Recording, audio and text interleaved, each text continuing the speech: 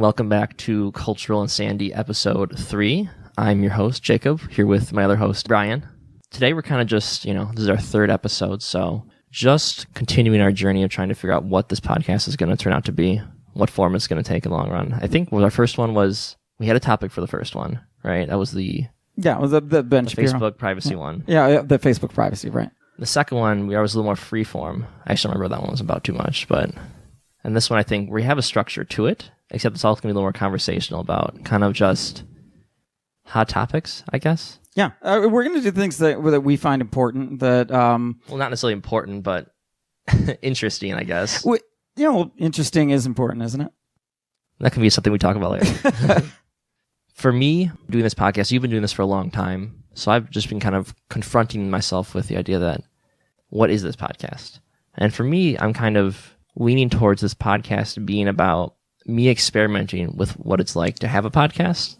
Okay. Like, I consume a lot of podcasts, and it's interesting that there's such a kind of crystallized idea behind a lot of them that I am finding it a lot more difficult to kind of come up with than it would seem for the audience. It just seems very easy. It seems so natural for a lot of other podcasts that their topic is this thing, and they come up with topics so easily that kind of fit under this overarching theme. But I guess we just haven't really figured out what the identity of this podcast is, so it's kind of hard to. Yeah, it's funny. You're talking about the Seinfeld identity, right? It's a show about nothing. It's a show about nothing. Right, remember, right. That's what they did. I look at it as experiments in discourse. Because all the time, we're getting, when we do conferences and stuff, and you do MythCon or you do Minds IRL, all of these things are baked in controversy. People bitching about this and that. You've invited this person. I hate that person. Is this person a fascist? Is this person a communist? That kind of thing. And you're facing deplatformings. Like, to me, all of these things are experiments in conversation that we need to be having, right? Rather than saying, you can't talk to X, I start to think, well, maybe how should you talk to X? Because as soon as we stop having conversations, we'll have conversations in a much nastier way. I've always said that war is a conversation, except for with bullets and bombs and not words. And that's what it is. War is a conversation. It's a very poetic way to put that. It's a nasty one. Sure. So I guess I would say that kind of fits the mold for the other podcast. But what would you say this podcast is about for you? This particular one? Yeah. Cultural insanity. Culture to me is addressing some of the things that we see. I mean, right now, the culture is polarized. Right now, and I have some statistics on this, and they pulled, for this is from a study, and we can link it, but of people that identify strongly with one of the other political parties, Republicans or Democrats, 1 out of 5 believe that the opponents don't have the traits to be considered fully human. Really? 1 out of 5 also believe that it would be a good thing for America if large parts of the opponents just died off. 1 in 5. Now, those are of people that are highly and strongly identified. So this is 1.5 of the general population. So that's 1 in 5 of partisans. Of people who identify as Republican, or a specific part of a set of Republicans? Strongly identify with the Republican Party or strongly identify with the Democratic Party. And it's 1/5 of both. It's pretty evenly balanced on both sides. And this survey, where was it? Was it just a public survey, or did they contact people? Is there selection bias in choosing maybe the most extreme people ready to share their opinions online? Yeah, an academic study that they do when you're taking any kind of like survey like this, you're kind of rigorously putting people through. There's a lot of... Ideally you are. We can link this. I know, and again, I'm not an expertise in the field, so as far as like data gathering and these kind of social science studies, I'm not an expert. It does seem high, and it's as high as it's ever been reported. Right now, these people have been doing studies since like 1999, and their experience is as high as they get it. Now, when people say it would be good if these other people die, again, you're not looking at dead bodies. You're just thinking it. So it's like if they disappeared. It's not that if they like died in the street and their families all suffer because of that. It's just that they just weren't around anymore. Right. But it shows a certain amount of that should be ucky. So at least 1 out of 5 people, that the thought of it isn't ucky, and that's weird. Well, I don't think that's even fair to say, because I'm sure there's also a certain portion of those 1 in 5 people who are saying, yes, like obviously this is a bad thing, but the ends justify the means. Yeah. It's not necessarily that it's like, oh, this is a great thing to do. It's that it's for the greater good. Mm-hmm. I mean, It's a little bit of a subtle distinction, I guess, but I think there is a distinction there between people who actively want their opponents to die and people thinking that if their opponents weren't around, it would be a better place. No, exactly. And that I think both people have that wrong. You need a healthy opposition on both sides. I'm convinced of this. So you actually don't want your side to completely win, whether you're on the left or the right. It's kind of an interesting application of the Overton window, right? Like, sure, if your far enemies, like far, I guess, opposite spectrum enemies, would you disappear, then it would be good for you in the short run, but it would just create a new dynamic with new polemically opposed enemies that would wish the same thing in the future. Sure. It would be a short-term fix, sure, for your perspective, but I think in the long run, it would just come back to the beginning again. What I'm convinced of is that dialogue will probably drive those numbers down, right? How for those people in 1 in 5, how many people that if they just had one particular issue, if there was one thing that the opponents could give them, that would drop them out of it? I'm convinced that most of these people don't understand it. Like, if you are one of these 5 that really think that large numbers of the opponents, if they died off, that this wouldn't be a bad thing, what could they give you that you might not think that? If you could have them concede one thing, would then you not be in this 20%? I don't know. I don't know. I'm guessing. But in my presumption, and again, I don't know, but I believe that discourse and dialogue is going to help. Because right now, I don't think we're having much discourse. Kevin Williamson describes it as we're having anti-discourse. Well, I'm not so sure about that, but I think discourse can take many forms. It's not very productive discourse, but maybe this is more philosophical than he's trying to get to. But I think any sort of interaction ends up being discourse in some respect. Anti-discourse implies solitude to me. Well, to me, that we're purposely not having a conversation. He calls it like he's just flinging poo. It's like you're a monkey. You're flinging poo at the other side. Sure. That you don't really care. You don't want to have any substantive debate of the issues. You're just trying to tar them. Fair enough.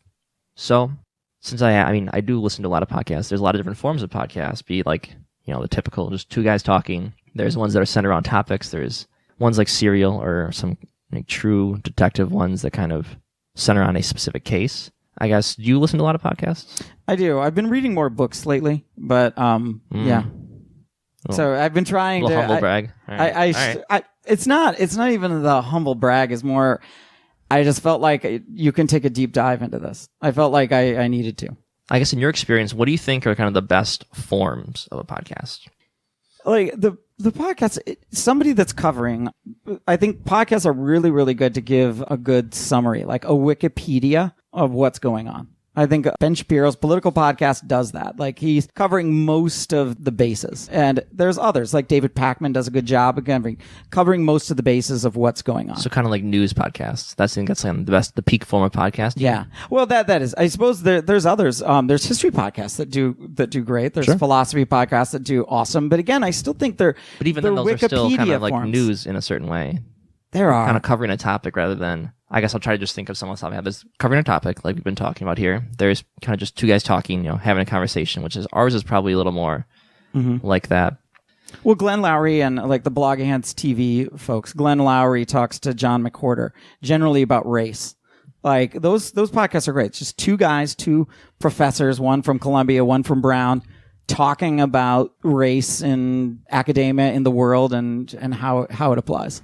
I mean, those are great. And those are just two guys talking. They just get ready. They don't have a ton of organization other than maybe like one or two topics, and they just free flow. Right. It's great.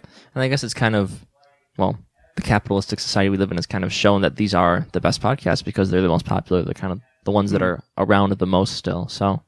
Yeah, and I don't know what's the most popular. To be honest, the most popular podcast is probably Serial. I think that the fiction. Right? Fiction? Just telling stories. Oh, I mean, like the podcast name itself. Oh, okay. I don't know that one. Yeah. Serial's I actually never listened to it myself, but I think like 3 or 4 years ago, it kind of took the podcasting world by storm. Podcasting's been around for a long time, from my understanding, and it kind of was a huge wave of people discovering podcasts and getting into it, and it's kind of created this almost advent of like the golden age of podcasts, where everybody, us included, I suppose, who has access to a computer, who has microphones, can make a podcast and put it out there and have a non-zero chance of getting a following or getting some sort of discourse, like you said, going. I think kind of post at the beginning when there's no one knows a podcast, everyone can do something, but no one can get their voice out. And then you also, on the other end, you also have like YouTube, where it's just everyone has access to it, but it's so crowded that your chances of getting discovered and like building momentum are pretty much zero. Unless you have someone to kind of help you out and get there. It'd be so hard these days. Right. But then you can't, but it's again, how many chiefs and Indians, right? You can't have, everyone be a chief and no one be an Indian. Like you have to have, if you have 300 followers, like, you've got a tiny oar in the cultural soup. I mean, I'm not saying it's a bad thing. You just have to know what you're getting into. Yeah. And I think right now for podcasting, we're at this golden age where if you want to make a big podcast and you have the drive to do it, there's a reasonable chance that you still can do that. You're not just going to be crowded out by so many other people. No. In my opinion. I could be completely off base, but that's kind of how I see things. I guess on the other side of the question I wanted to ask you was, what do you think is kind of the worst form of a podcast? For me, maybe this says something about myself in particular, but I can't stand like comedy podcasts. Really? I think they're, I don't know, like if I listen Give me an example of comedy podcasts. One, I can't think of off the top of my head, and two, I'm not about to badmouth another podcast that I don't like. But for example, when I watch like stand up on, Netflix or YouTube, I don't mind it. I laugh along. Maybe not as hard as I would in person, because I think there's something about being at a comedy show in person that makes things a little funnier. But when I listen to like a podcast, it just seems, I don't know, maybe I'm listening to the wrong ones, but it just seems a lot more forced. It seems a lot more sterile. But how is like Bob and Tom in the morning, right? Before podcast, there was radio, right? And you'd have a lot of these radio guys in the morning. They were funny dudes, right? Like might be asking the wrong guy about isn't radio Howard here. Stern sort of a comedy podcast? It's like a shock jock. Yeah, I don't think I know about him. I mean, but isn't shock jock comedy? I mean, it is. Sure. Man Cow. I mean, I used to listen to Man Cow when I was going to work in Chicago. I mean, it's funny. It's shock jockey, but I mean, that's the point was to laugh. The point wasn't to think, ooh, deep. And the point wasn't to get outraged. Right. It was to laugh. And maybe that's why it doesn't really vibe with me. It's like what I use podcasts for seems very opposed to what a comedy podcast would be about. Okay. I think they conceptually, they just don't match up. So for me, that's kind of the worst form of podcast. I also find that the structure of a comedy podcast tends to be very, very loose, and it kind of sets me on edge with it. There's like no form. It just can things like bounce around all the time. And okay, you just want a little more structure. Yeah, sure. How about you? Well, some people are gonna have like films but hate rom-coms, so maybe you just like comedy in a different form. Fair enough. So I guess that kind of brings us to kind of the main topic or the meat of what we're going to do today. Yeah, sure. With our first couple podcasts, we experiment with the format, trying to find out what works best for us, and we were trying to come up with some ideas. A lot of them we thought were interesting to talk about, but they don't really fit the idea of being able to stretch into a full podcast episode or even be able to like string along with other ones to make it. So we kind of just compiled the list here of some ideas we had for brief, small topics, and we're just kind of lay them out there and see what each other think about it. So I think we're going to just give some out there. This could be, might edit out a bunch of them if they don't turn anything. It might have one go for another 40 minutes. Who knows? So it's just kind of just play it by ear here. So why don't you start? Okay.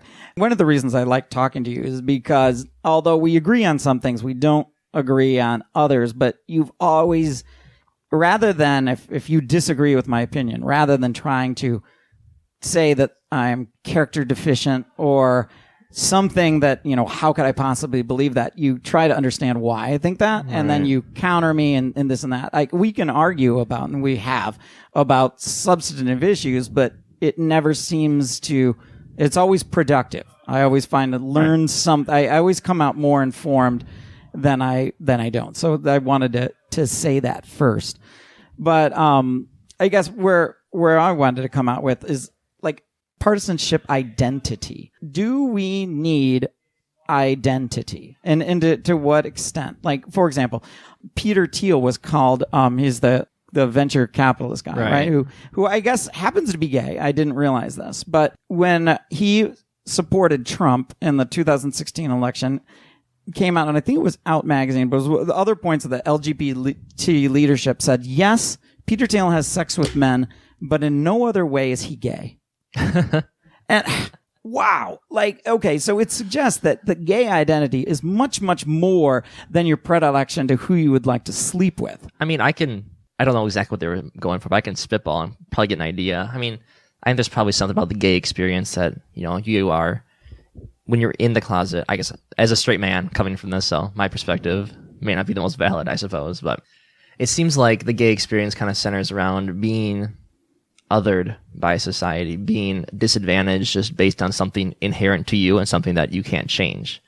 I could see them saying, well, Peter Thiel, this venture capitalist billionaire, he's never really, maybe he felt uncomfortable about his sexuality and not being able to portray it, but it's very different in his life because it's more of a personal choice than one might perceive it to be a systematic choice to not come out of the closet, if that makes sense. Well, it could be. I mean, one of the things that you could do, and this happened in the 50s a ton, was you could limit somebody's advancement in society by saying, they're gay.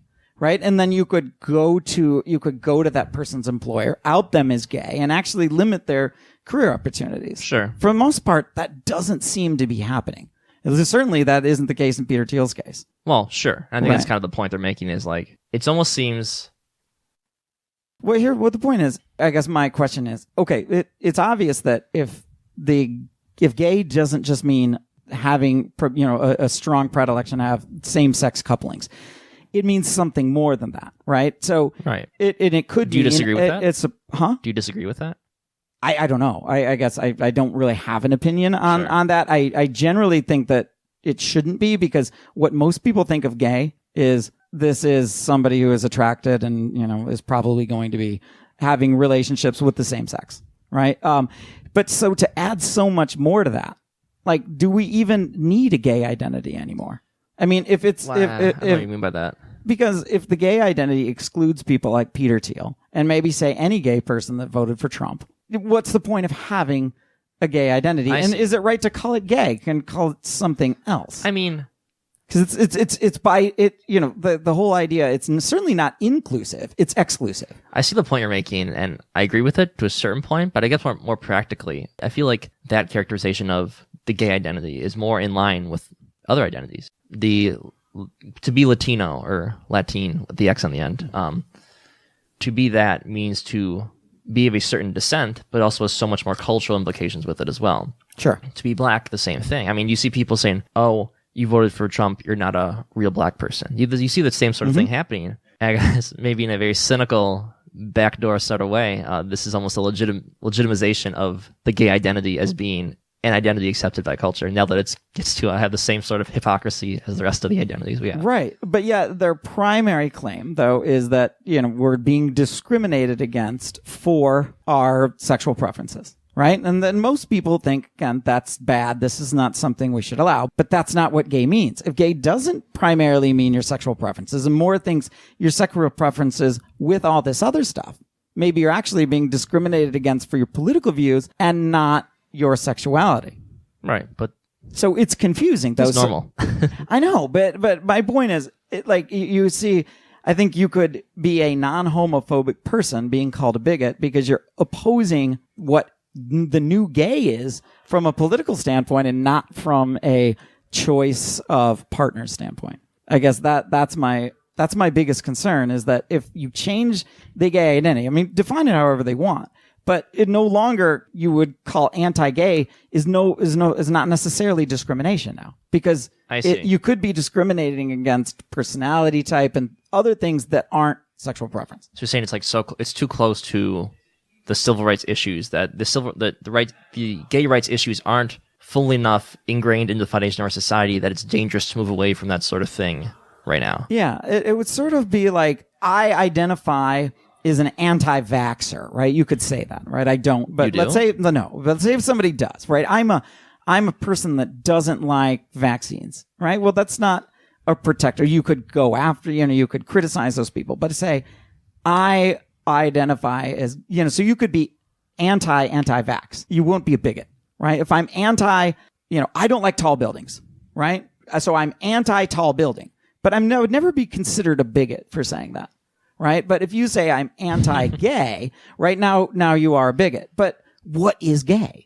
I would agree that you are a bigot if you're discriminating against sexual preference alone. But then the person says, but gay is not defined by that. Gay means something totally different, and I don't like that.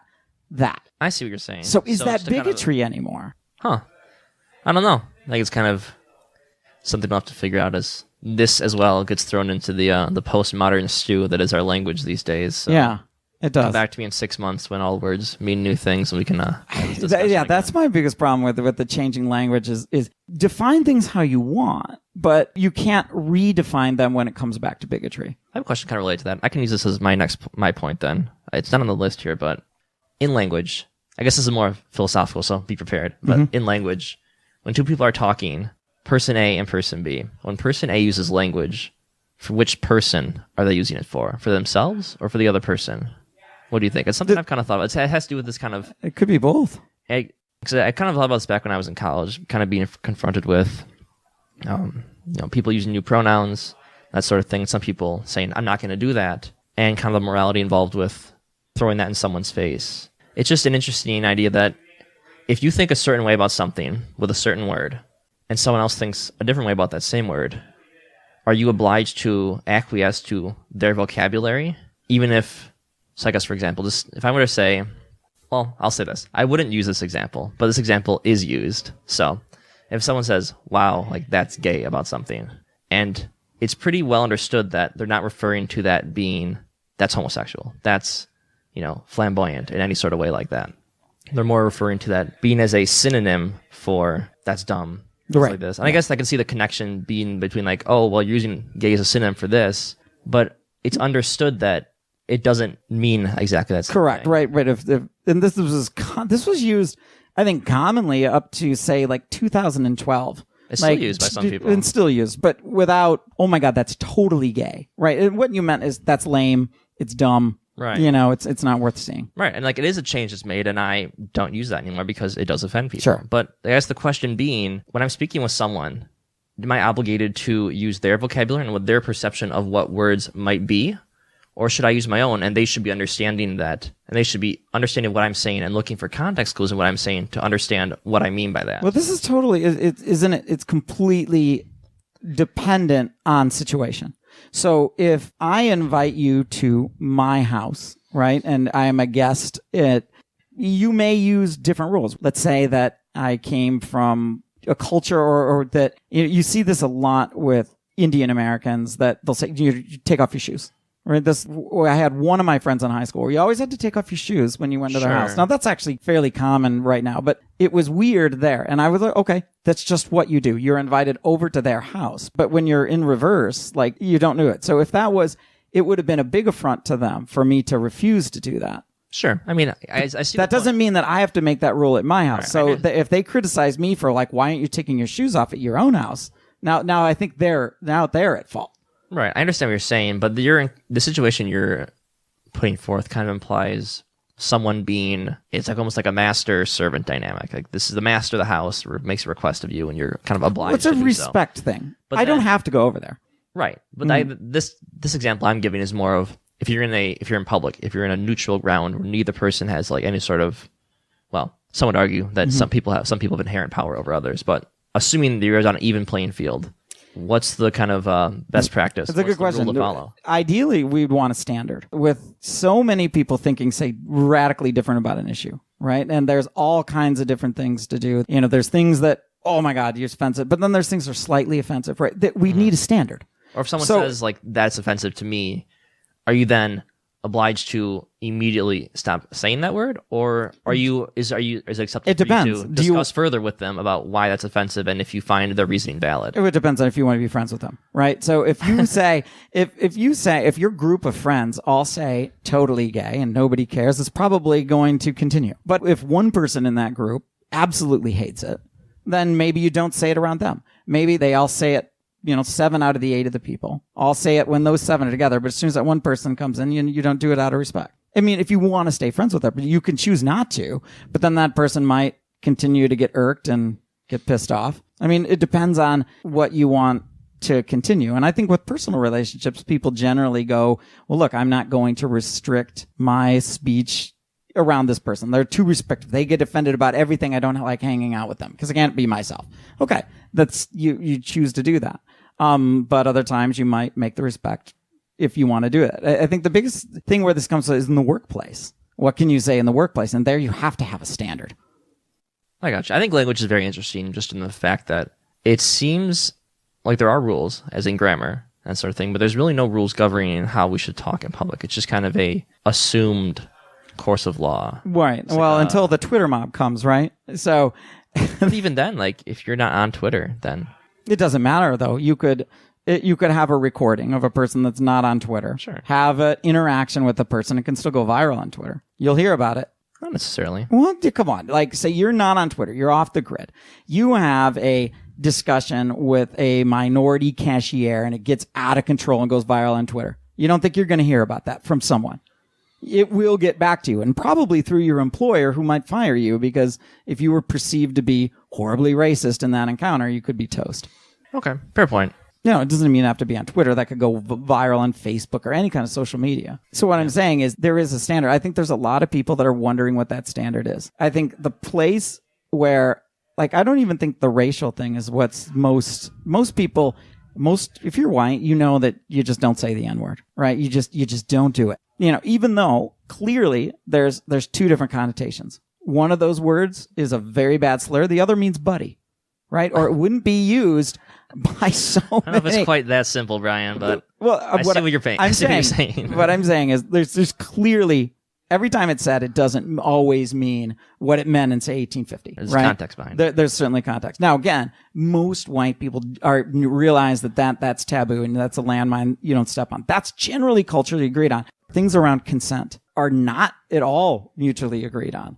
And this leads to all kinds of problems. What is the standard? Is it no means no, or is it yes means yes? Because they're totally different. And right now we're having a very labored, brutal conversation about that. Probably something to do with more positives versus negative responses at large in general and kind of how those play in. But I don't really know enough about the topic to have much of a conversation on it. Oh, that's okay. I could go off on, but I think both have value. Sure. There's value in both, but we need a standard, because you can have a standard like everyone agrees, like, oh, well, in my circle of friends, it's like this. Okay, fine. But what happens when you're in the larger public? How can we shame somebody if they've made an agreement? Like, there needs to be a public consensus on this. And right now, all of that's being eroded. Well, there is a public consensus on it. It just changes rapidly because people are constantly entering the public sphere and leaving it. So, if whatever the morality of your friend group is based on the people in it, the same thing is going to apply to the public, except there's just so much more people there and so much more people entering and leaving with bigger voices and smaller voices and gaining But nobody knows. But compare it to the N-word thing, right? That the consensus there is considerably higher than it is in consent,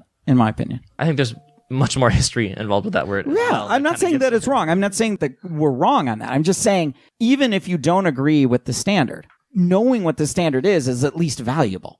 Like in Islam, right? If you're in Iran, it would be not a good idea to just draw a picture of Muhammad, right? Would not be a good idea, but everyone knows that. So you might not agree with this at all, but there's a value in knowing the standard, to know when you transgress. We could do the same thing in writing, right? What's the standard? Am I, as a white author, allowed to have a black woman as my main character? Yes or no? Could say, well, I do not have the experience of a black woman, that's no doubt, but can I have a black woman be my primary character? Yes or no? Well, there's not good consensus on this. The old school consensus is, of course, and your book is going to be judged on its merits. And if I'm completely out of touch with the experience of a black woman, that the novel's gonna fail, it's gonna be terrible. I think there's a way to do that. There's two different ways to do that. The new consensus is the opposite. I think if you, as a white man, are writing a book with your main character as a black woman and trying to say this is the black woman experience, you're going to meet with a lot of pushback, and I think it's probably well warranted because you don't really know. But what if I'm just trying to write a story? Right, but I'm just trying to talk of just a fictional story. So I'm not trying to say this is the black woman experience. It's just my main character. The other way you could do it then would be you'd write a story and just kind of acknowledge, like, this is just a character in my story from my perspective of how this character might act.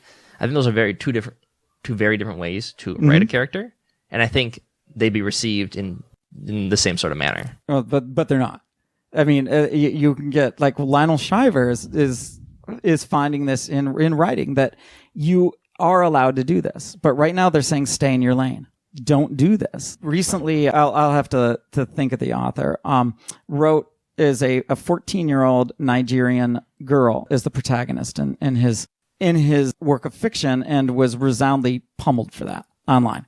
This is the changing standard. What is the standard? It's not agreed upon. Is it Chris Cleave? The Other Hand? Is that what it is? I think so. Okay. All right, somebody's got their computer right up in front of it, but this created all kinds of controversy. Are you allowed to do that in, again, fiction? Now, is it good fiction? I didn't read the book, so I make no judgments on the book. But are you allowed to write that? I think the answer is yes. I think the people who are going to object to that are the loud ones. They're the ones who raise a big stink for things right away, but in the long run, they're not going to change. They're going to stop not going to stop any writer who wants to write a book about that from writing that. But what if the publisher then backs out of the book? Self-publish. Huh? We live in the age of the internet. You can self-publish your books. Not that hard. Okay, fine. You can. But if you work through a major publishing house, you're in better shape. So should we relegate those that choose not to conform to a new orthodoxy? I don't know. Let them out of the sphere. I think it's a moot point. I'd be shocked if something like that were to cause a publisher to pull a book from being published or to. We'll have to look at that case because I don't know if that happened in that case, but I know that there was huge outcry about it. Do you know one of your topics? Well, you can go for one of yours. I'm dominating right now.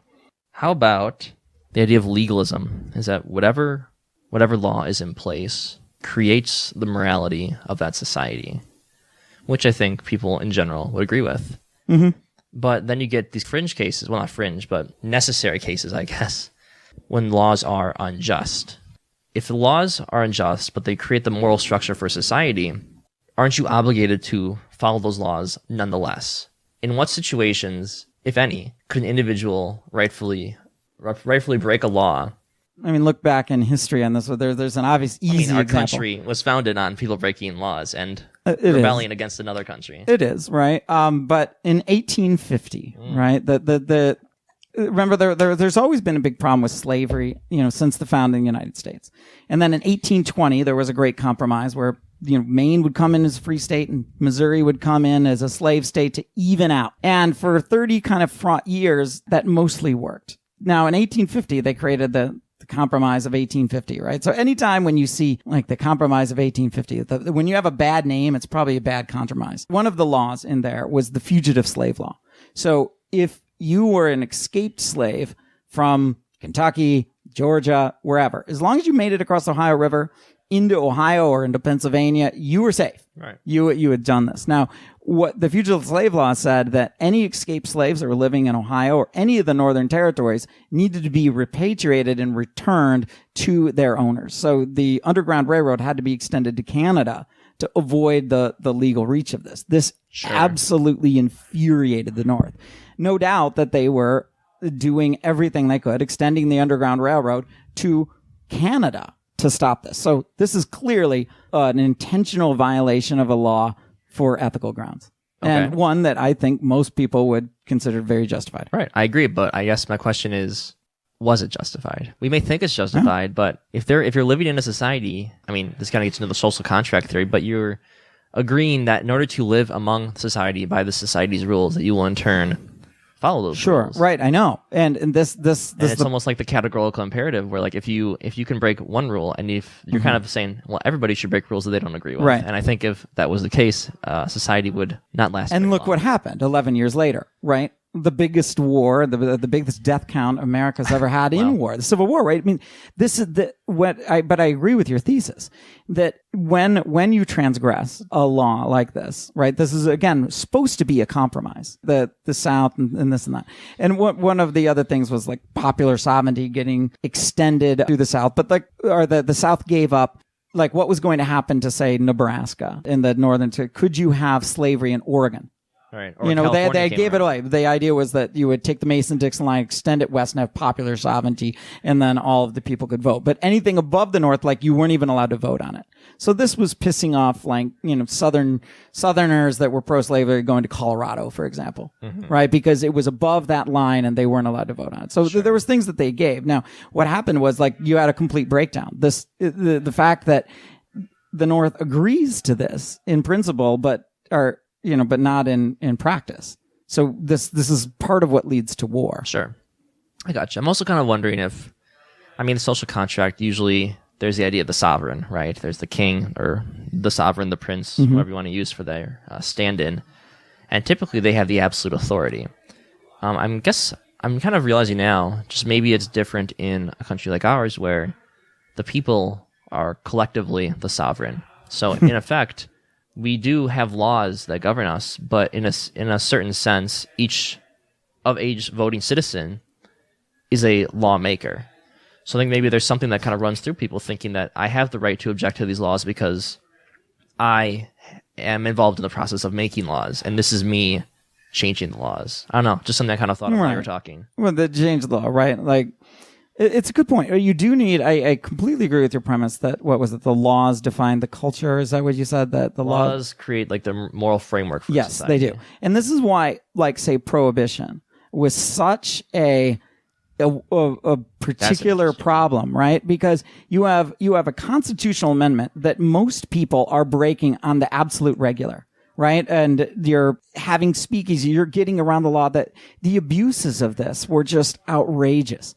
And one of the like, not just the abuses of people breaking the law and having like an illegal speakeasy, but if you were there were exemptions for priests and rabbis. Now, you could get a certain amount of wine if you were a priest, right? So this would, make sure the Catholics, they didn't have to stop serving communion wine. It was the same way if you were a rabbi. Now, being a priest meant you had to go all the way through seminary and this and that. Right. Being a rabbi, do you know what it takes to be a rabbi? I don't know what it takes to be a rabbi. You fill out a form and say that you're a rabbi. So all of these people that were named like McCardle were all of a sudden applying in New York to be a rabbi. So you had all these Irish people that were basically saying, yeah, I'm a Jewish rabbi. Give me my X amount of wine that I can get per week. I mean, everybody was getting around this in every possible way. The abuses of this were just insane. And there was a worry that the scofflaw, if you let this go on, that you will break down society. That even if, let's say, you were a staunch prohibition, we need this. The fact that everyone's breaking it, and it's the highest law of our land, you can't have that because society will break down as a result. I don't know. I have like an economics background, and whenever I see laws like this, I'm like, yes, this is obviously what's going to take place. It's just, to me, it just seems like game theory. It's just, whenever a system's put in place, you have to expect people to exploit it to the fullest within the letter of the law that they can to get the result they want. But usually that number's a minority, right? So if you had like, if there are laws like insider trading, right? You've got to, when you're setting up your laws for insider trading, you got to assume that people are going to try to game the system, right? But it's always a small minority of people trying to game the system. Well, you just have to make the punishments so severe that for most people, you won't get all of them, but for most people, the assumed cost outweighs the assumed benefit. Right, but when half the people are doing it, literally half, you don't have the infrastructure to go after all these people. Sure, it's like the IRS. People say that the majority of IRS tax returns and audits go to lower income people. And you think, well, this is kind of backwards. You think they would go towards higher income because they could generate more money from these individuals. But the problem with that is you don't need as trained, as professionally adept a tax auditor to go after the lower income people because their tax returns are much simpler. They're not itemized. They are pretty much just a single form, and you just have to look into it. That's easier. And as you gain more and more experience and more expertise on how to do these, to the point where you can then go after these higher net worth people, you get poached by other companies and go work somewhere else. So they don't have enough trained employees in the IRS. So it's easier to see the red flags in a simple low end return than it is in a high end return. Mm-hmm. And it's just a cost analysis. It's just not beneficial for them right now to go after the higher net worth individuals, even though maybe this is moral or not, but even though that'd be the more efficient way to go about things, and probably the more, I guess, and there was tax acceptable way. And I think you're right, especially when you have like bigger, that does make sense. Now, if you're going after a specific issue, right? Obama successfully did this in like the late 2009 and early 2010s, went after offshore accounts and those that weren't reporting income earned overseas. And largely, those, again, all those people were wealthy, and all of them paid quite a bit in either back taxes and in penalties. That was a good call. What Obama did was he broke, generally members the Swiss bank account. They were like, mum's the word, right? You couldn't figure out. They did a great job of protecting their clients' interests. But he came in and said, all right, if you don't comply with us and tell us who's holding a foreign account over there, you can't do business with the United States anymore. And what's Switzerland going to do? When they're going to lose the U.S. economy, they have to. So then eventually these banks then said, yep, okay, here are account holders. And then they went after this, and they were able to do it. Then the U.S. government said, all right, look, we know who you are. If you pay this automatic penalty, we will not prosecute you. Just pay your fine and we're done. Or roll the dice and we'll prosecute you. And most people paid the fines. But there are some obvious. You can look it up. There's prosecution cases. Sure, I'd wager that the Obama administration it probably didn't start with them, but they probably had this ongoing investigation and found that there were certain people who were doing something kind of shady with their money, and they then just kind of confronted them saying, "We know." I don't think they actually had the evidence to just take them to court and win right away. But you're kind of also saying... No, they needed, right? They didn't. They knew that this was commonplace. They knew that it was going on, but you didn't have enough evidence to get anyone unless you could get the ledgers from the foreign bank accounts, which would never do that. So it's almost like the prisoner's dilemma then, because you're having all these people who are probably doing something not above board with their money in regards to taxes. All of them stonewall the Obama administration, then they probably would all be fine. But it just takes one person to... give in and then acquiesce and then give them access into these Swiss banks. No. And then everybody else is screwed while this one person got away with it. Or got away with it. Well, but no one really got away with it, right? Well, I'm saying got away in the sense of this one person would have paid a fine while everybody else went to jail. But everyone was allowed to pay the fine, though. Right. But that's what I'm saying is like everybody, because it would only take one person looking out for their best interest to screw everyone else over, everyone else has to screw everyone else over and take the fine as well. Just to make sure... Are you familiar with the prisoner's dilemma? Yeah, I am. But I just don't see how this is a prisoner's dilemma. Because let's say you have 10 people and they're all doing this, right? Mm-hmm. And 9 of them say, we're not going to help you out. We don't think you have the evidence, you're bluffing. Right. And one of them says, okay, yeah, I'll go with it. He pays the fine. He gets them access, like an instep into the Swiss bank. And they're then able to work with the Swiss bank from there and get the records to all the other people.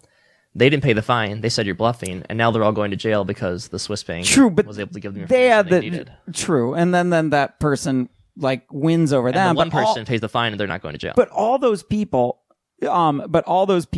could have paid the fine, right? But in the prisoner's dilemma, when everybody chooses the same thing, then everybody dies, right? That's different in this case. From my understanding, the name comes from a thought experiment where you have 2 prisoners or 2 people have been arrested for at least one thing and probably another. So they're both facing, I think, what is 5 years right now. Okay. But they don't have evidence for the other thing. So they're all both held in individual rooms, and the interrogator, I guess, comes in and says, "All right, well, they have this on you here.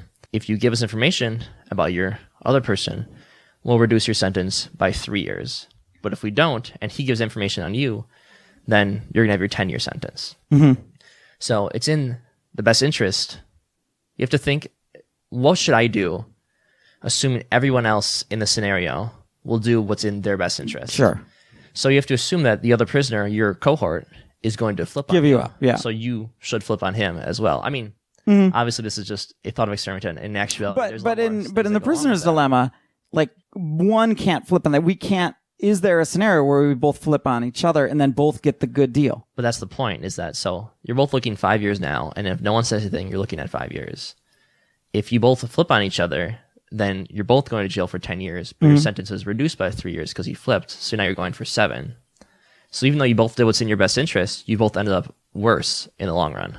Yeah, right. Well, and that's, I think that in this case, right, that they both ended up worse in the long run. But the thing was, they were cheating the system. And in this case, both of these people had quote unquote committed crime. So I guess I'm fine with it. I mean, come on. I mean, for those people that weren't doing it, right? And you could make, if you had $10 million overseas and you made $500,000 of interest, then that was tax free. But doesn't this kind of come back to the point of kind of the jumping off? Pay the taxes. You're rolling. You got a lot of money. It's legalism, though. Like any law that broken, shouldn't you be punished for it? I suppose. I mean, generally that's the case. Who are you to just pick and choose which laws should be abided by? Well, but I'm not. It's the executive, right? So you can have things like marijuana, right? Marijuana is not being. They're not going after marijuana possession like they were in, say, the 1930s. Sure. That's the executive's choice. There's still sodomy laws on the books, and I don't think people are going after those. I suppose so. You always see those weird laws here and there, and I guess that kind of does work as a good counterexample to legalism, where it's like you see those. It's like, oh, in Florida, it's illegal to walk with an ice cream cone in your pocket on Sundays or something like that.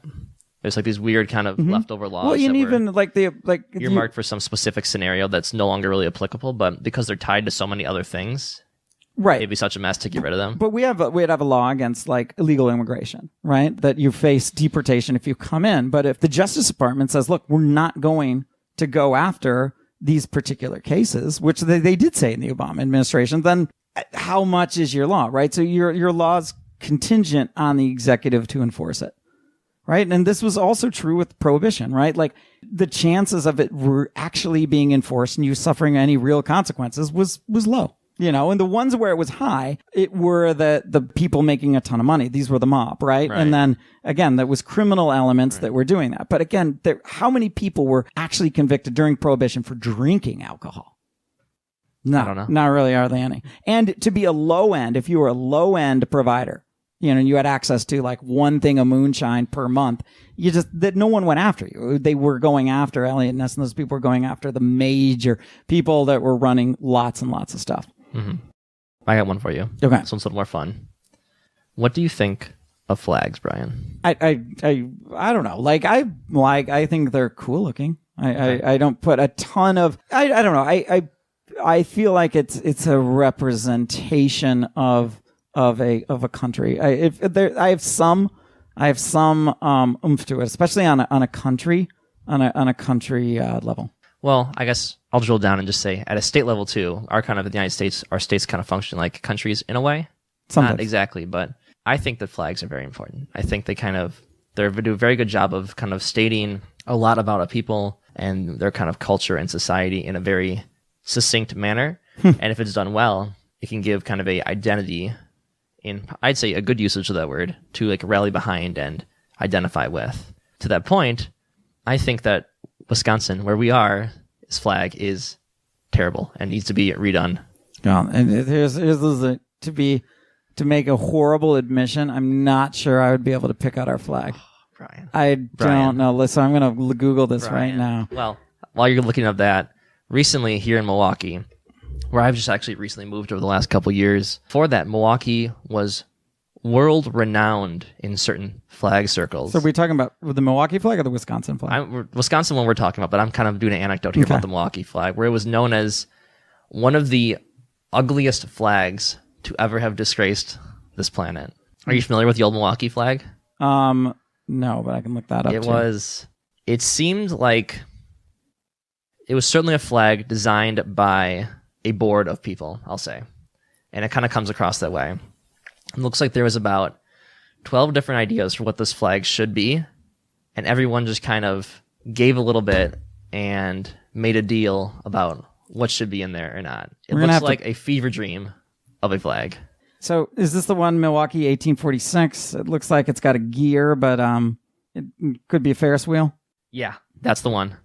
So if you take a look at it, first off, you shouldn't need to put the name of your city on your flag. Right. And that's why the Wisconsin flag also had that. I guess I would have been able to pick it out. Most states do, actually. Yeah. As a rule, you shouldn't need to put the name of your thing on your thing for people to know what it is. Sure. On the left, there's just a giant piece of grain, I guess. Mm-hmm. I'm not so sure. I think it's just whatever it is, it looks otherworldly and very out of place for the rest of the design. 1846, written out vertically, which is the worst way to do it, objectively. And then the rest of the colors, it's the Milwaukee skyline. It's like not really, and it's not even the current skyline. It's like an old one that people don't even identify with. Well, I think we're trying to say, who are we? Okay, so who are we, not who were we? Yeah, but who are we, right? I don't know when this was made. Probably 1846. Do you think? No, I don't think so, but I wouldn't be surprised. Okay, so you have you clearly it's a port town, right? There's water, right? Saying we're water. I see Catholic Church, 2 different colored water in the background, so you give an idea of this is probably highly Catholic. I see an industry, right? So this is an industrial town. We have some big buildings, right? Again, 3 different industrial buildings, and one of which is like grain processing. You have church. Then you have this anchor in this boat. I'm not sure what this. You have a harbor. Sure. I'm gonna stop. So you're not saying you're port. Stop right there. Yeah. So, how do you put the new Milwaukee flag? Okay, so now the new Milwaukee flag, for those who I guess aren't following along with our flag podcast here, it's half and half. The top color is yellow, and the bottom is blue. And in the center, there's a circle. It's kind of bisected by that horizontal line where the top looks like it's the sun setting, and then there's a reflection of the sun on the water below it. And I think it is maybe not the perfect flag, but it is orders of magnitude superior to the old Milwaukee flag. I'll show you, Brian. Yeah, no, I pulled that, right. So it's so much more simple. It's something that you can, in theory, just draw out or think of easily in your head. It's something you can identify with, and it's at once subtle about something that happens within the city, within the space where the flag represents, but it's almost like an inside joke, or an inside, not joke, I guess, but inside understanding or thing that people from Milwaukee would know this is the sun setting over the water, but others might not. But what identity does it give you, right? Like when you look at flags are part identity, right? That first flag is an attempt to try to give the city an identity, and everybody, it seemed like, got in there.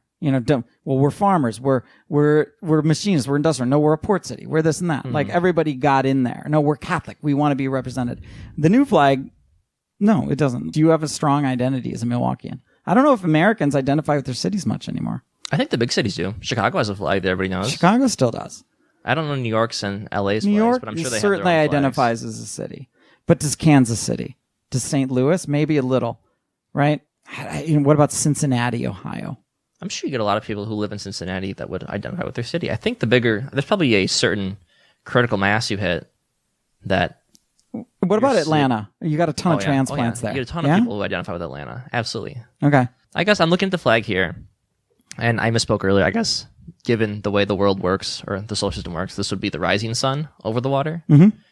And I think that's kind of poetic in a way. It's kind of showing that, as Milwaukee's trying to do kind of right now, they're trying to just kind of catch this wave and rise up and become the next kind of big city. They're kind of trying to turn into, I don't think they like to compare themselves to Chicago, but trying to turn themselves into a more Chicago-like city. So I think this is it's showing that our city's kind of like rising up as the sun does over the lake. It gives them something geographical with the lake to identify with. And quite frankly, just the design itself is much simpler, much cleaner, and much more aesthetically pleasing. It's less partisan, right? Like what if you were a Muslim, right? That I saw no crescent in the other one where you'd be left out. In this particular flag, you don't have to be left out. I think most people want to say, yes, the city that I am in is easy rising. To identify with. As long as at some point in your life you have seen the sun rise, then you can identify with this flag. Yeah.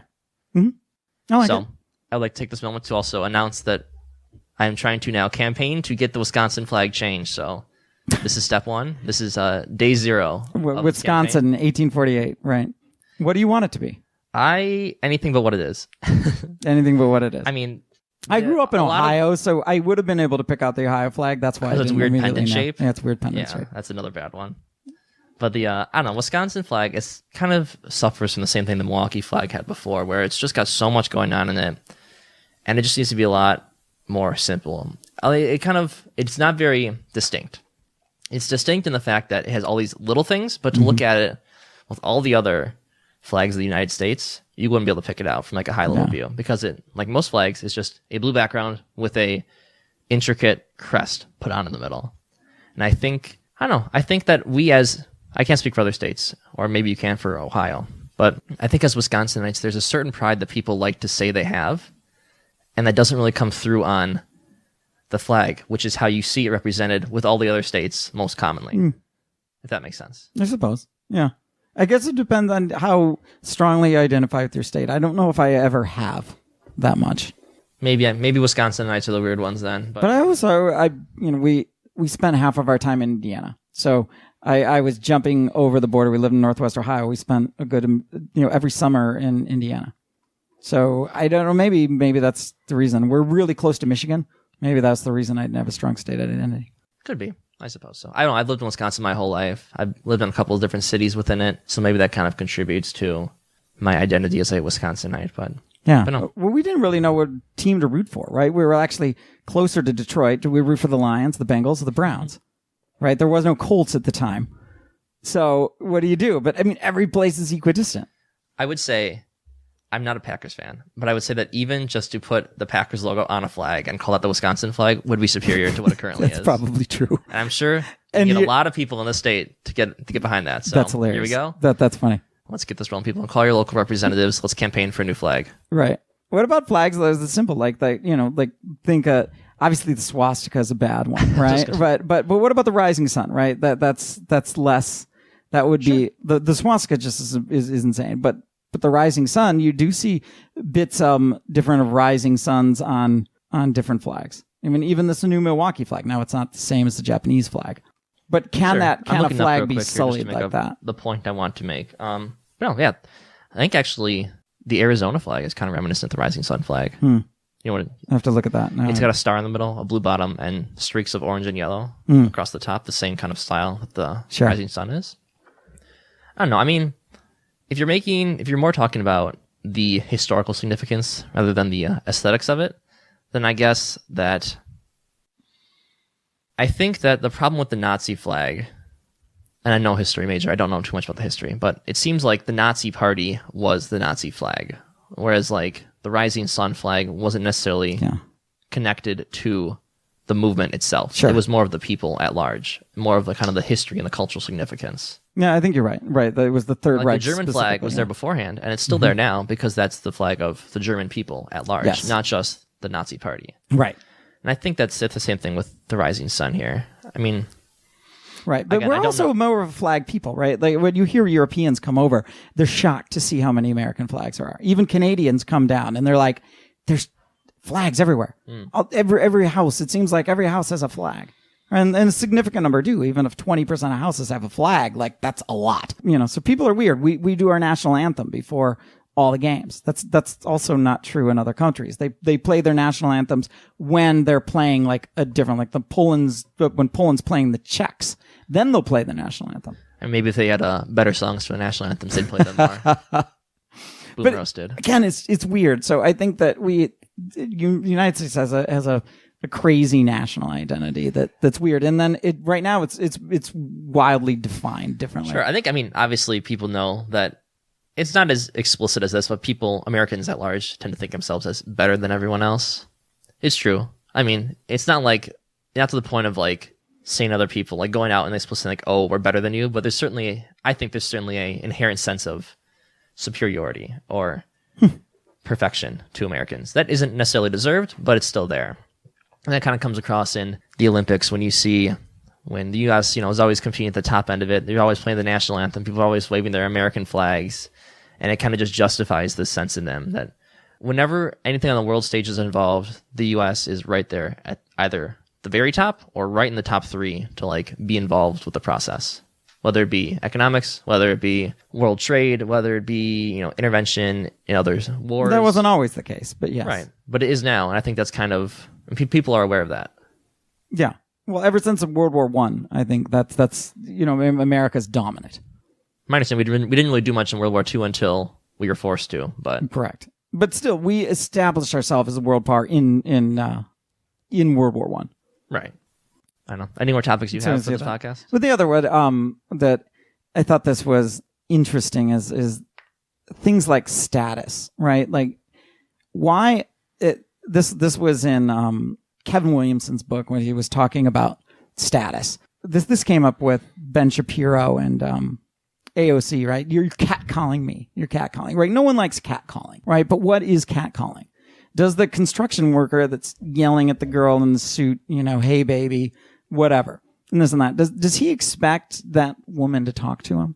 Does he expect anything like remotely sexual to come out of some like this encounter? Why is he doing it? Are you asking me? Yeah. Like I'll give you what his conclusion was that I tend to agree with. I got an opinion on this. All right, Sean. Yeah. Yes, they do expect sex, and it's annoying. The dudes that catcall make other dudes look like pieces of shit. They actually give us a bad name. Mm-hmm. And I have a huge problem.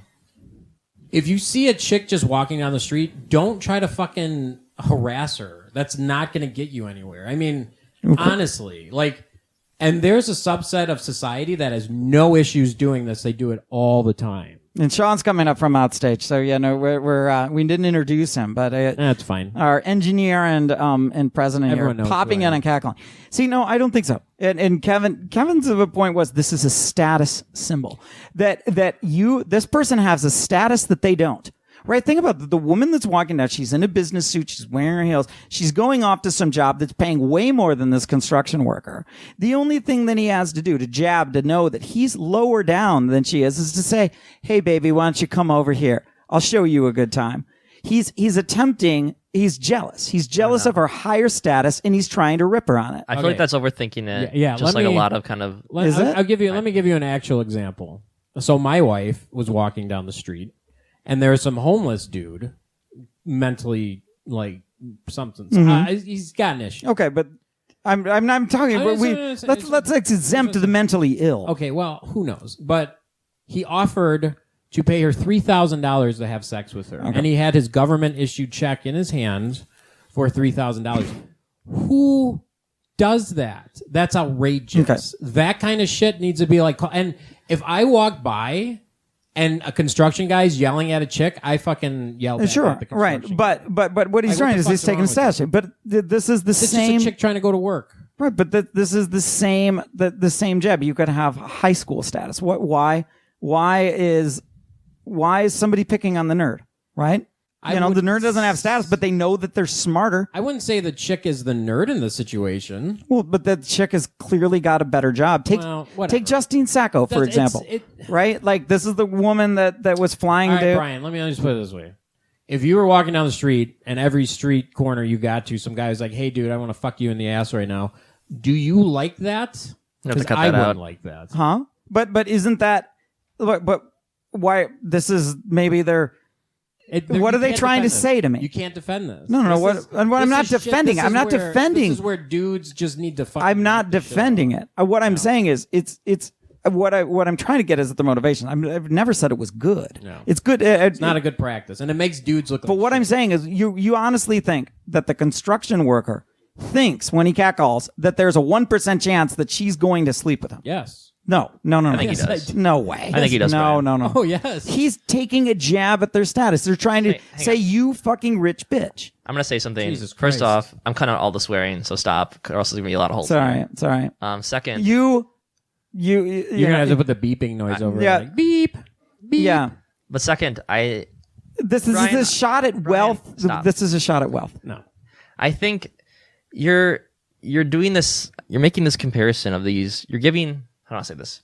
You're giving the motivations to these construction workers that they are these Machiavellian understanding of society and trying to fight back against it in this super subtle and distinct way. I didn't say they're trying to fight back against society. They're just making a jab. They're not making It's just they're flipping you off. But it's not just the construction worker, though. It's the post office guy. It's any interaction in the workplace where a guy has to tell a chick, hey, you look fucking good. Like in any capacity. let's play Occam's razor, all right? What do you think's more... Who's doing most of the catcalling? What's the simpler explanation, Brian? Huh? Dudes. Right, but high status dudes or low status dudes? Good conversation. High status dudes are This is all getting cut. Okay. I don't care. It's fine. I don't know. Again, this was Kevin Williamson's argument. But I think it's a bad argument. I think dudes need to stop doing it, and if you're the dude that does it, you need to stop. I never said it was okay. I was trying to get at why.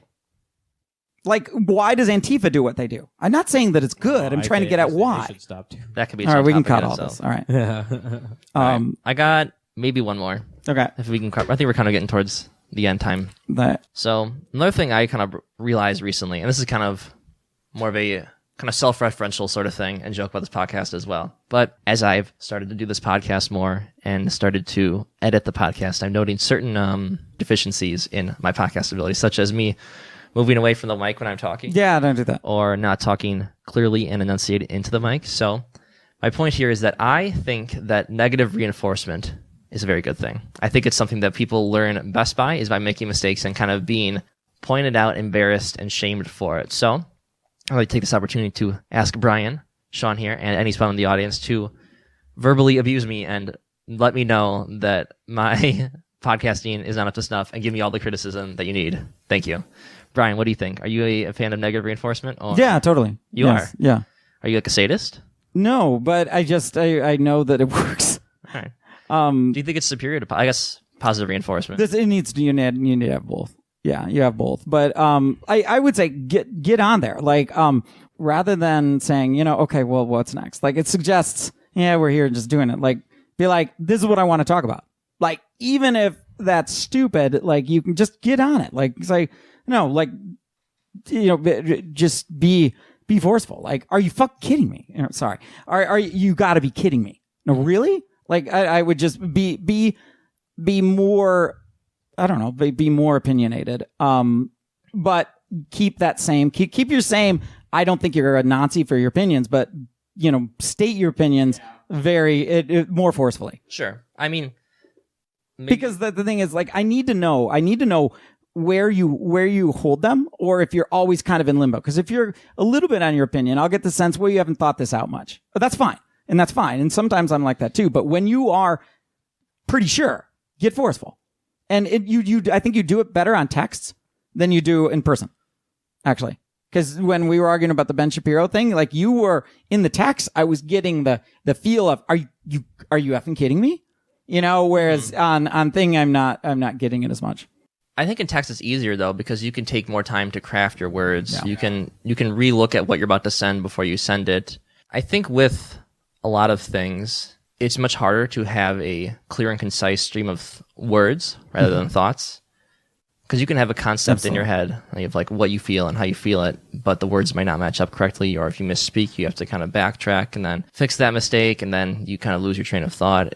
It's something about this kind of podcasting experiment that's been very interesting, as well as my new job I've gotten where I'm working on the phones quite a bit, is that you constantly need to slow down your words, not just because it's easier to understand, but because it gives you more time to think about what you're going to say next. Good point. You want to be succinct. Yeah. But this is my problem all the time. I use too many words. Right. Or sometimes I do as well. I'll rush through and get to the point where I've said all I need to say, but not thought of how I'm going to transition to the next thing. Yeah. So I kind of just hang there on the end. When it's not a question, it's not really a statement, it's just kind of a matter of fact that I'm stating. So it's definitely, this whole podcast thing is a lot more difficult than I anticipated it being. It's not difficult in like I'm training for the Olympics difficult, but it's got its challenges that I didn't quite see from the get-go. Like we said earlier, kind of trying to figure out the identity of a podcast is very interesting in itself. Like, you can talk, anybody can get on a microphone and talk to someone, but to have a podcast, to create like a brand, you need to have a kind of crystallized structure that you're optioning under. Yeah, but this is how you got to get better at it. Like, that's right. At anything, but the thing is, you will get better at it. The more and more you try, you will. And some people get really good really fast. Others incrementally. Sure. But the thing is, like, there's no the best part. You will do a lot better by going in and screwing up than you will just not trying or studying. You have to do. Yeah, you've been doing podcasts for a while, Brian. Right? People say it takes 10,000 hours to do something, to be a master at it. True. Have you think you've been on a podcast for 10,000 hours? No. Not quite there? So you wouldn't consider yourself a master of podcasting? No. Okay. I know. I had this discussion with Sean the other day too. I think it was Sean. That 10,000 hours, it's not just 10,000 hours you need to do something though.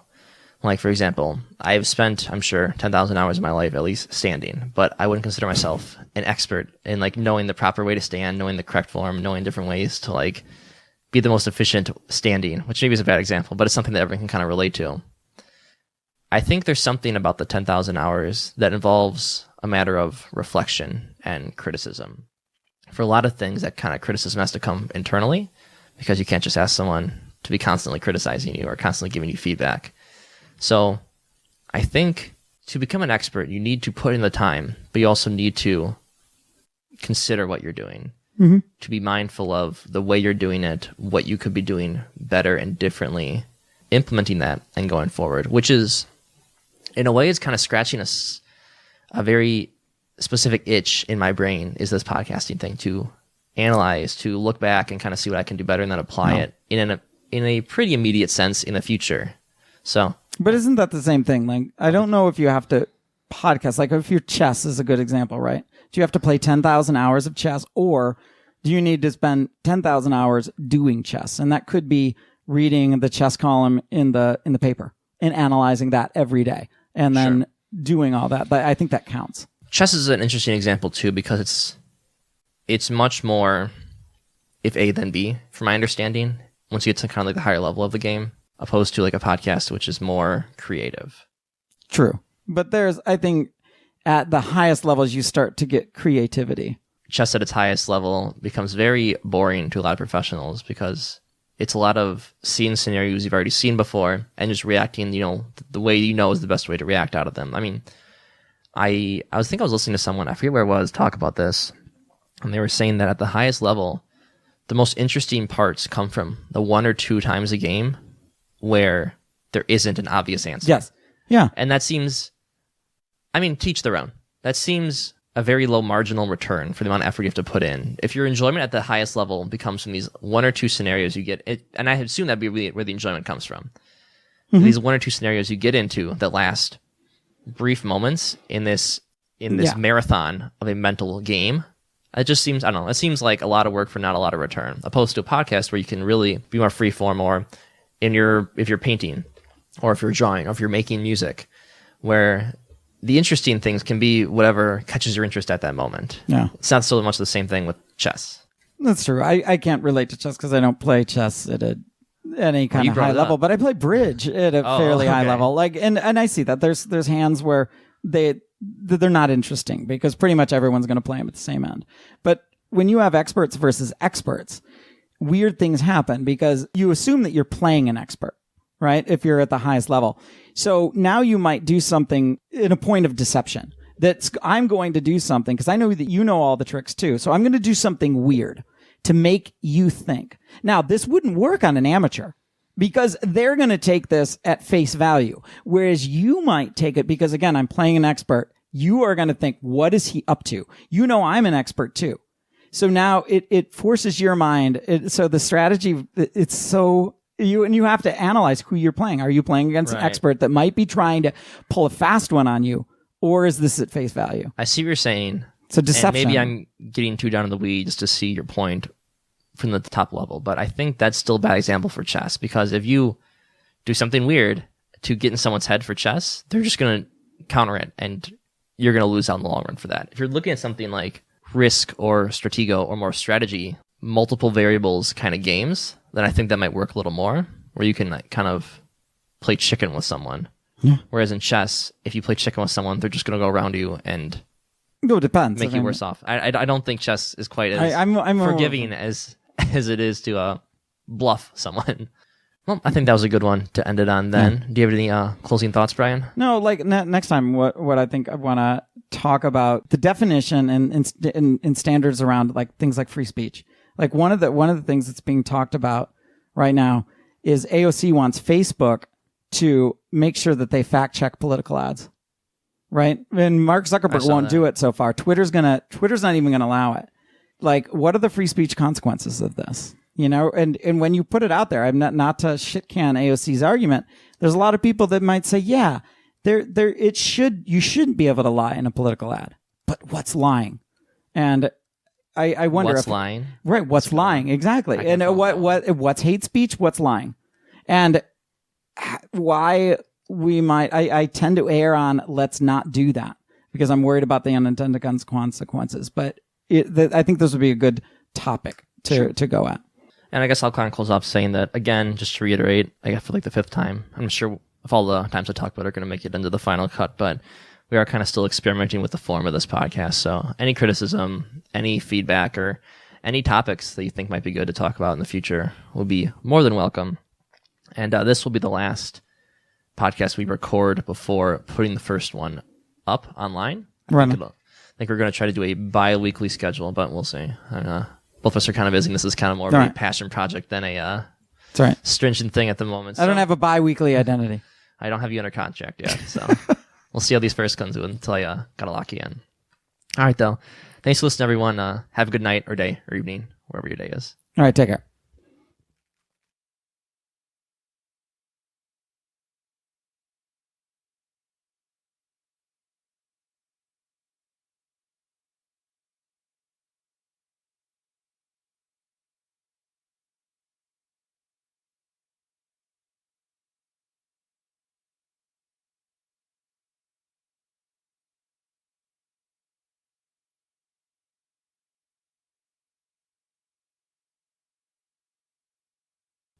10 million. Or it'd be, it's million. like 1% of a billion is 10 million. Then what's 10? 100. 100 million. Okay, they're not giving him 100 million. He's not getting. I thought it's 1%. You're not getting 100 million a year. You know, very, very few people make that. He does not make 100 million a year. Let's look it up here. I would argue that he does. 100 million. He's not even worth 100 million. Yeah. Let alone make 100 million a year. He's worth like 10, 15 million. That's no joke. PewDiePie's worth at least 100 million. No, he's not. At least. No. Social Blade estimates. So our estimate was like something like 74 being the upper end, and he said we make more than that. His upper end is $1 million per month. Yeah. Per month. Okay. Okay, so it's 12 per month. That's upper end per month. So it's 12 million a year. But then ours was above our upper end per month. Then that's true. So he could be making like 20 million or 30 million. now, how do we know all And this he's stuff got isn't sponsorships demonetized? and brand deals. No, he doesn't get very. Are you kidding me? Dude, They shut him down on that. Brian loved it. Like, He's got sponsorships. He's got brand deals. He and his wife have a clothing line. His He wife sells does. his- His wife's got a clothing line. He sells right? his own merch. Right. Now, we can't count Marzia. It's not. But Disney canceled him. They shut him down. He's a Nazi. He can't get a sponsorship. He has sponsorships, Brian. I watch him. Okay, like a few. But All you need is a few in your PewDiePie's level. You give him a code, and all his Okay. viewers use it. But okay, let's say that in what did you say his low end was? His low end, Yeah, 1 million a month. Our high end was 1 million a month. high end is 1 million. High end is 1 million a month. So he is not. Told you, 100 million is way But off. he's been around for a long time. I'm sure he at least has 100. And he was around back when Okay, people were his making. net worth is not 100. He was around back when people were making. I mean, I don't know if it's 100 million, but he was around on YouTube and huge back when the YouTube big bucks were rolling through as well. Yeah, but I've known about him for at least 5 years. So if you take 5 and you multiply that by 12. Okay, according to this, and these are PewDiePie net worth 30 million. I was much closer. That's what I said. I said 15 to 20 million. Do you think those are accurate? Do you think they see all of his financial assets? No. Okay, that's Even 30 million is insane. no. I'm not. That's really rich, dude. You're set.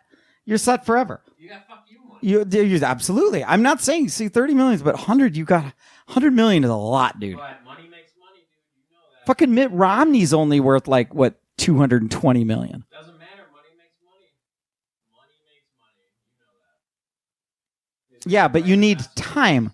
He's not old enough to let that really compound. That's the thing. This should have been one of your topics. We have a bunch of You need. good material on this right now. I think. But remember, when you're making that, right, his taxes that he's paying are pretty much 50%. So 50% of that's just gone in taxes on income. He's also a Swede living in the UK right now. All right. I don't, who's he? So I don't know how those taxes pay out, but he's going to. My understanding, he's moving to Japan because they have Yeah, I know. more freedom. So, and much more freedom of speech and it's much better freedom of tax speech. laws. Yeah, right. But in Sweden, you're paying what 60 And the UK sucks shit now, 70% so. tax. Wow. Yeah, dude. So that's one of the reasons. Now you get everything for free. You get free nannies. You get free pretty much everything. So you get a ton of free shit. So your costs aren't near as high. Damn. All right. Well, you guys are. We've been rolling for a while. Yeah. You ready? Yeah.